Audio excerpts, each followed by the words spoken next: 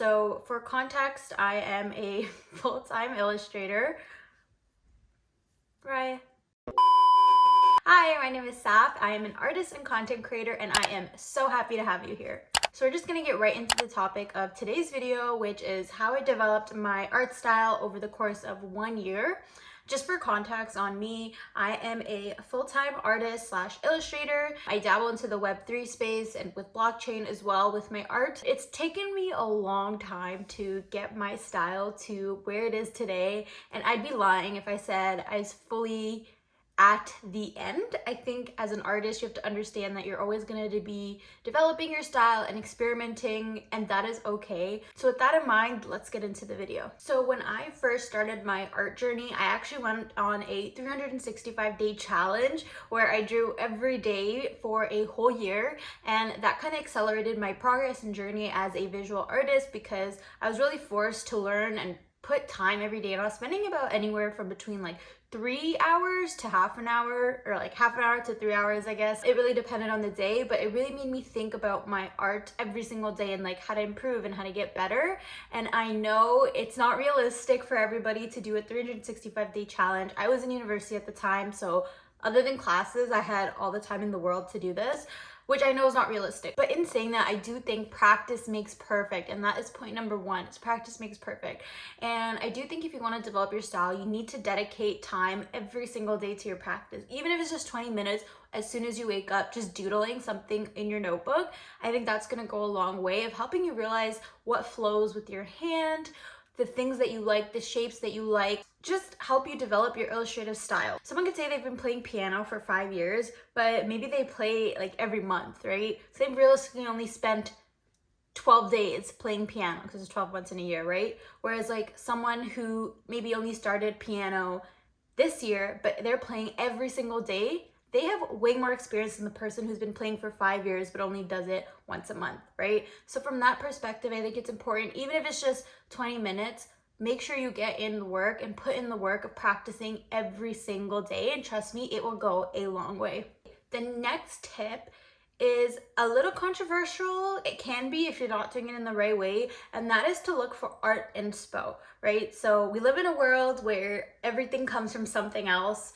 All design, all art, all architecture, everything is inspired by something else because everything's kind of been created in a way, if you think about it. With saying that, I think it's okay to look at art that you like. I use Pinterest. I have a Pinterest board, and I kind of compile different art styles and vibes that I like. Sometimes I like making trippy art, so I have a Pinterest board of like trippy art inspiration. If I'm feeling like a 70s vibe, I have a Pinterest board for like 70s art, and I kind of draw inspiration from there. But make sure that you realize inspiration is very, very different from copying. There's a fine line. If you're using models from online, make sure you're using royalty-free images. There are a ton of websites that you can go to and, you know, use as reference images for poses, but just make sure you are not stealing somebody else's art. That is so wrong. And art can be photography, art can be videography. Again, like I said, there's a very fine line. I think it's okay to have inspiration to spark joy and spark creativity from other creatives, but just make sure you're not stealing. There's actually a really good book called Steal Like an Artist. I've read it a few times. I read it once actually. I remember reading it and feeling like it helped define that line. So that could be a really good book to help define that line for you and understand inspiration from straight up copying and stealing. So that is point number 2. Find work that you like and use that as inspiration to help you find your style, but again, make sure you're not copying. Okay, so this brings me into point number 3, which is experimenting. Experimenting. What I mean by this is allowing yourself to just practice. And it kind of flows into point number 1 of like doing it every day. In this sense, it means creating art that no one will ever have to see, right? So I think sometimes we get scared to experiment with things because we're scared it's going to be ugly. You know, as people who like to create and design, create art, or whatever your medium is, you want to create content that looks good. You want to create art that looks good, right? But it's okay to create stuff and have it turn out ugly. We live in a world where, like, as an artist, social media is a big part of our marketing. It's no secret. And so I feel like a lot of the time we have the pressure to create shareable content or art that's good so we can post it on our socials because we have to market ourselves as artists, right? But I think it's okay to take a step back and on some days create work that no one will ever see, that you will not have to post anywhere, and that you will not feel feel pressure to share out. It's so important as an artist, just experiment and let your ideas flow without overthinking it.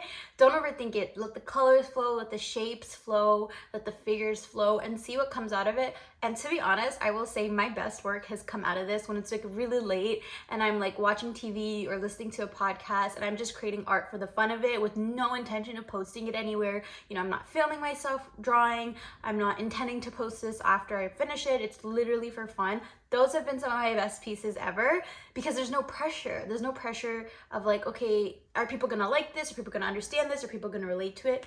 Do you. You are the artist. Experiment and create what feels right to you. Okay, so this flows into my next point very well. As you're allowing yourself space to experiment, allow yourself space to experiment with your styles. I think sometimes when we get a little bit bigger, you may feel pressure to stick to a style that people know you for. And I think it's okay to give yourself the grace to experiment with your style. You don't have to always stick to floral work, or you don't have to always stick to 70s style work or trippy work. Like, you will be miserable. Trust me when I tell you, if you try to stick to one style, you will be miserable. If I stuck to the stuff I created when I first started my art journey, when I was doing my 365 journey, I would be miserable. I wouldn't like doing art. I would hate it because we evolve as people every single day, every month, every week, every year. So why on earth wouldn't our art evolve? Of course our art is going to evolve.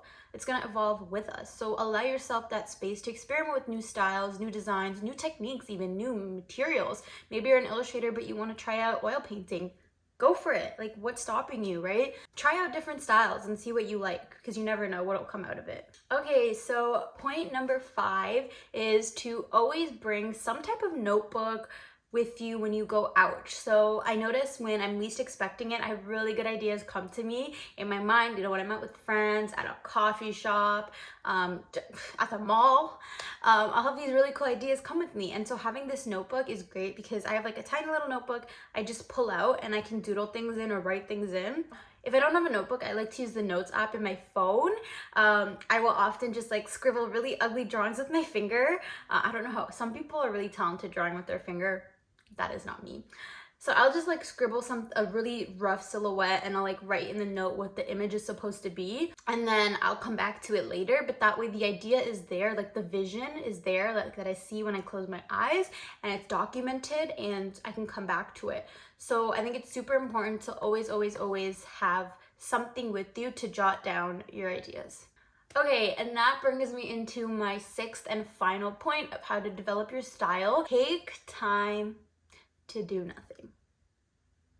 Yeah, that's what I said, do nothing. The reason this is so important is because as creative people, our brains and our minds need time to recharge and absolutely do nothing, because the ideas can't always keep flowing and keep coming. The time that we take to be still with our thoughts, whether that's through meditating, journaling, or honestly watching TV, will help rejuvenate and recoup that energy and that creative energy. Something that personally helps me when I'm doing nothing is going for a walk. I like being in nature, and as I'm walking, obviously my thoughts are running, so I always get the best ideas when I'm on a walk, even in the shower, because you're not forcing yourself to think. All the ideas and the thoughts are coming naturally. I also think on this, we live in a world, again, where everything is go, go, go, go, go. And especially with social media, we may feel pressured to post constantly or create constantly and push out art just to have art for our portfolio or for our Instagram or for our TikTok. But like, you're gonna notice if you're continuously creating just to post and post and to post, your work is gonna suffer. The quality of your work is gonna go down, down, down. You're not a machine, you're human. You're human, you're not a machine. Like, machines are built to create and push things out, but we as humans are not created to push things out. We're created to enjoy life, to be still, and to enjoy everything around us. So be still with yourself, relax, recuperate your energy, and then come back to your art. So yeah, take time to do nothing. So that brings me to the end of all of the tips that I have to help you find your art style. If you resonated with this video or if you've used any of these tips, definitely let me know in the comments down below. Or if you have any special tips that have helped you over the years of developing your style or helping you currently on your journey, definitely let me know, because I'm always learning and growing and wanting to try out new things and methods for myself. And I'm sure other people would love it too. Make sure to be easy with yourself above all, like be kind to yourself. We're human. It's so easy to compare ourselves to things that are happening on the internet and the success of other artists, but remember, like, your journey and your path is your own. You are exactly where you are meant to be, okay? So remember that. Take your time, be gentle with yourself, and let yourself explore your creativity. Anyways, make sure to like, comment, and subscribe, and I will see you in the next video. Peace.